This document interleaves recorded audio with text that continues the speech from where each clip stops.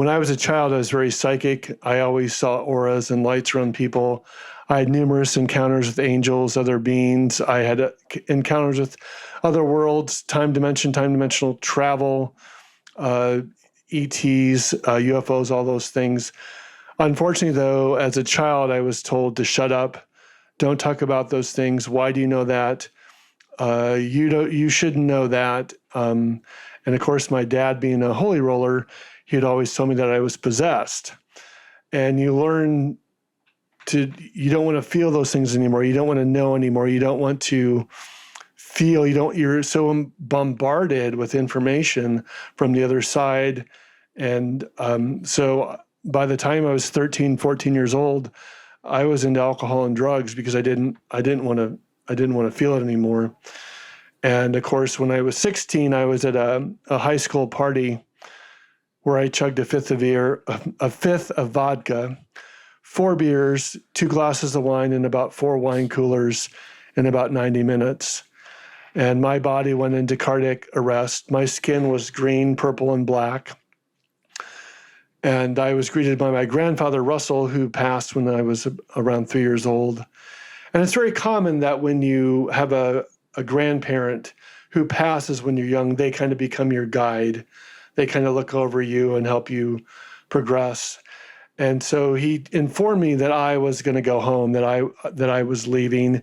And of course, anyone who's had a near-death experience, they tell you that when you first leave your body, it's scary because you're not in the light yet. You just know that your body's down there and you're trying to call out to all your older classmates who just, a couple hours ago were going chug, chug, chug, chug, and they don't hear anything that you say. And then when I went into the light with Russell, I was greeted by 7 angels. They were 14 feet tall each. They were female in appearance, and they asked, and I always say it was like the city of the clouds and The Empire Strikes Back, and there was a holographic light of my table, my life, at like a timeline. We have numerous timelines, parallel lives. And anytime I was angry, resentful, or blamed other people, which is all that we ever do when we're teenagers, they asked, how does that relate to love? And everything in life is your opportunity to express love.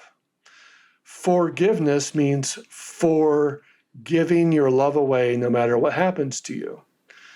Now, if you're always getting cars, getting jewelry, if you're always forgetting things, you are forgetting who you really are.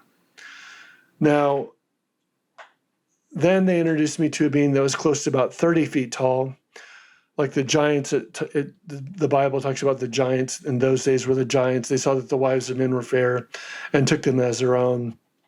And the children born of them were men of great renown, great strength. Abu Simbel in Egypt. I've been to Egypt a few times. You go over to Egypt, in Abu Simbel, you see the 40-foot beings. They think Akhenaten was 16 feet tall, and Nefertiti was probably 12 feet tall. These are they're real life statues because Egyptian archaeology and artwork was based on how things actually were. They were never representations. They were based on reality. So the interesting this being that was 30 feet tall, male in appearance, had all this love for me, all this knowledge about me. And then that 30-foot being formed an icosahedron, one of the Platonic solids, entered my heart and brought me back to life. So in New Age, New Thought terms, I'm a walk-in. So I got a different soul in my body when I was 16. So the soul that was around from conception to 16 left. Another soul came in that was like a giant. And for the first few nights, my mom looked like she was like this big. Everyone looked like they were like this big. I couldn't figure out where I was at. And it took about 4 or 5 days for me to become Mark, to remember the DNA, that I was a high school sophomore at Iowa City West in Iowa City, Iowa. Wait, can you explain again so when you I guess transitioned, for lack of better terms, what went into your heart?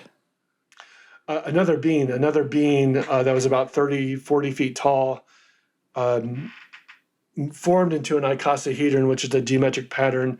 It came into my heart and it brought me Mark back to life. And at that point, where were you? You were in a hospital bed, or you were at the party? No, I was still pretty unconscious on the bathroom floor of the Canterbury Suite. Yeah. So how did you come to this understanding or thought that you got a new soul, as you said? Like, what is that? Like, did someone tell you, or what is it just a knowingness? What does that mean? Because that was the experience. The experience was that because when you're in heaven or this other dimensional reality, you experience several realities at once. Everything is here and now. It's like those images you see. You look at it one way, there's one image. You look at it another way, there's another image. You look at another way, but all of those are just superimposed on top of each other. But depending on what light frequency reflects back to you determines your consciousness. And the more frequency of light that we see, the more higher consciousness that we have. So in heaven, you have this like multidimensional aspect where you're aware that you're aware of what's going on, and you have this telepathic communication going on with these angelic beings, and it's all going on simultaneously, and then the transfer happens. So I was being told, have you ever had a dream, and during the dream you feel like you're both the participant and the observer? Yeah. It's like you're seeing the dream from above, but you're also experiencing it. Mm-hmm. That's the same thing when people have near-death experiences. They have this thing where they're observing, but they're also experiencing. And so that's what I experienced. I literally experienced another being come into my body as I walk in. So, there's a lot of questions. I do want to, in regards to the new soul coming, is there an understanding as to why you got a new soul? Like what was wrong with your original soul? Why would they do that?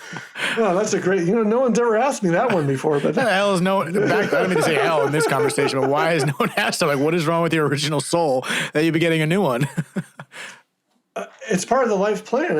I think I think that the two souls agreed to it, and it was set up as part of my life plan. But it's to evolve.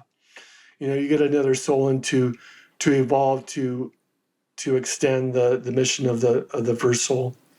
You're like a refurbished iPhone. It's like this one didn't work out. I joke about this, but I evolved 5 lifetimes with a fifth of vodka. Please don't try this at home. You may not get the same results. I'm pretty sure I took 13 shots of Captain Morgan when I was like 16 in 30 minutes, and I did not have this experience, but I did not come back with 5 lifetimes of information. I promise you that.